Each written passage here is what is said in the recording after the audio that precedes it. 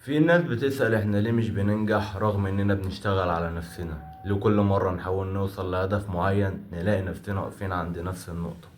الحقيقة ان في اخطاء صغيرة بنعملها من غير ما ناخد بالنا، ولكنها بتسحبنا لورا.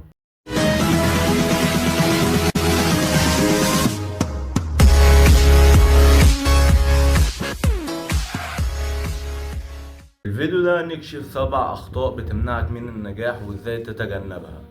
اول حاجة هي تأجيل القرارات.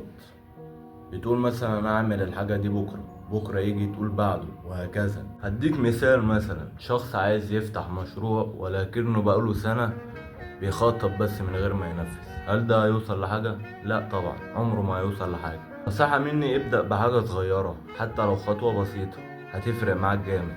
تاني حاجة هي الخوف من الفشل.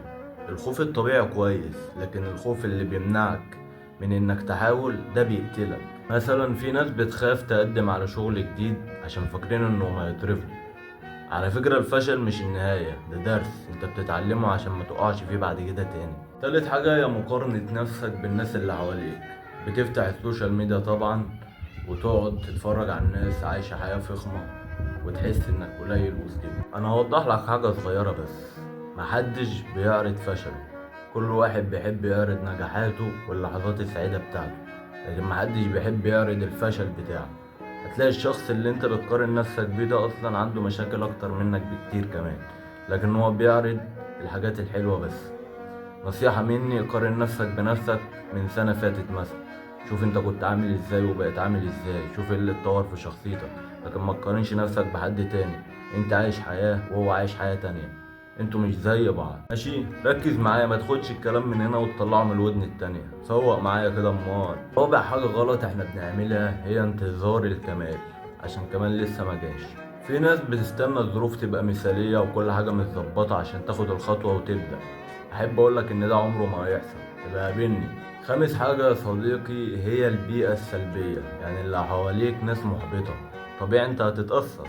اما كل مرة تقول فيها حلمك يقولولك مستحيل ده يحصل، انت ذات نفسك هتصدقهم وهتقتنع ان انت مش هتعرف تعمل حاجة.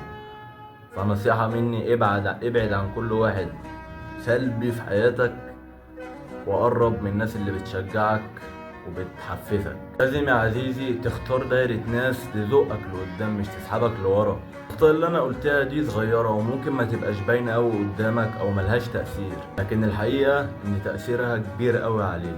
وعلى فكرة النجاح مش محتاج عبقرية، النجاح محتاج إنك تبدأ وبس. ارمي نفسك في البحر، اغلط وتعلم وكمل، وبقابلني لو نجحت. بهزر معاك يا عزيزي. اللي مطلوب منك انك تقول لنفسك انا هبدأ النهاردة حتى لو بخطوة بسيطة. مش لازم ابدأ كبير، ومش لازم ابدأ فوق. لازم اعمل حاجة بحاجة، ومش لازم يبقى متوفر لي كل حاجة عشان ابدأ. مفيش معلم بقى معلم الا لما كان صبي، فاهمني؟